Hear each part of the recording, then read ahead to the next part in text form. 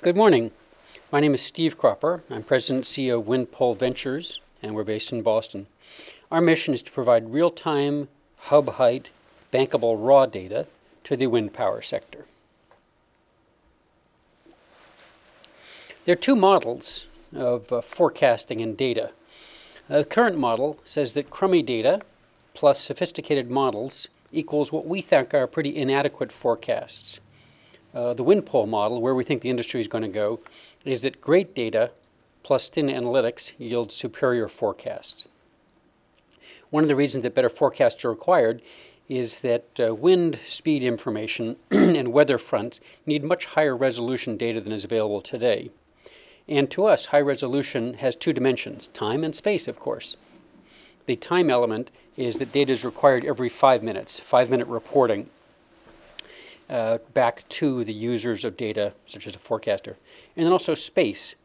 The space dimension is that the X and Y axes need to be 15 miles apart. In other words, sensor points need to be 15 miles apart.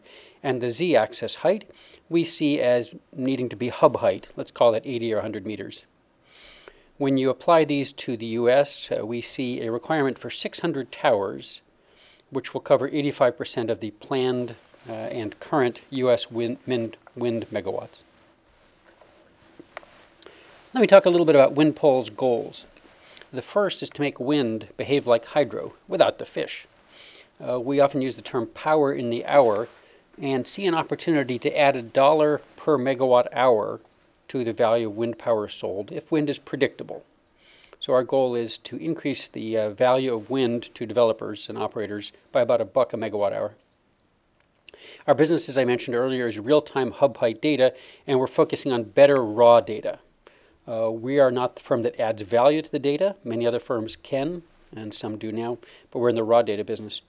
We have created a standard forecasting platform, standard booms, standard sensors, standard formats, because we think the industry needs a common set of data they can depend upon on which to build value.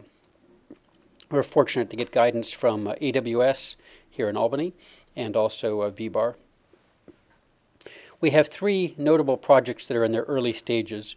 The first is CleanLine, which is a transmission developer. We're building a network around Spearville, Kansas to assist CleanLine in, among other things, identifying capacity factors for their line. Next, AWS TrueWind, which has a contract with the state of Arkansas. We are building the network which will enable AWS TrueWind to remap wind resources in the state of Arkansas. And for Midwest ISO, the grid operator, we're starting with the Iowa Consortium, handful of towers, growing to 10 and then 50 is the plan, which will support their DI, their dispatchable intermittent tariff. And also, as you can see in the map on the right, we provide bankable development data in many different states. In the past, the WindPole team has taken raw data and built models on top of it for Bloomberg, Citi, Chase, and others. And in that example, we beat supercomputers in terms of accuracy.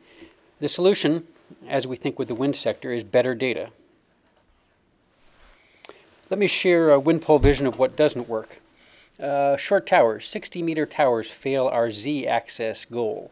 And with coverage of only 35% of the blade sweep, 60-meter tilt-up towers we think are inadequate for the information needs of the industry. SODAR, new technology, ground mount sensing, is too expensive to leave in place, and the kind of data that needs to be provided is continuous, dependable, same location. Also, by itself, SODAR is not yet bankable. Next, on-site. On-site data, not, in our vision, terribly valuable. If it's close to the farm, it's not predictive. It needs to be away from the farm. You need to get away from the site. Next, new towers. A new 80-meter tower costs about $105,000, $105K. So we reuse broadcast towers, which we can instrument for much less, say around $25K. Imagine multiplying the 600 tower requirement that we identified previously times 105,000. That's more than government or industry can support. The last thing that's critical is uptime. Because real-time information means a requirement for no-loss data, cups, anemometers, mechanical, generating about, let's say, 85%, 85 to 90% data coverage. Some of the sonics at 99% in our recent trials. so some combination of those two may be required to meet the uptime requirement. Hub height data has proven itself to be better data for development purposes. Generates a higher P99 and insight on shear. So from a development perspective, clearly tall tower data is better. We cannot, however, we can't yet prove that tall tower data yields better forecast. It's a reasonable inference. We're working on it. Can't prove it yet. The conference organizers asked the question of who pays for this data. Our answer is pretty simple. Operators enjoy the upside from better forecasts. We assume that operators will be the ones that pay.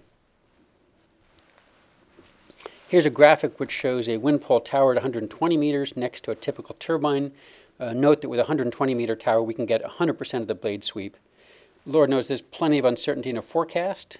We can reduce some of that uncertainty with taller tower data. And finally, you can see here a map of the 12,000 towers we have under license. It's a fairly densely stitched group of towers. Each one of these is over 80 meters high.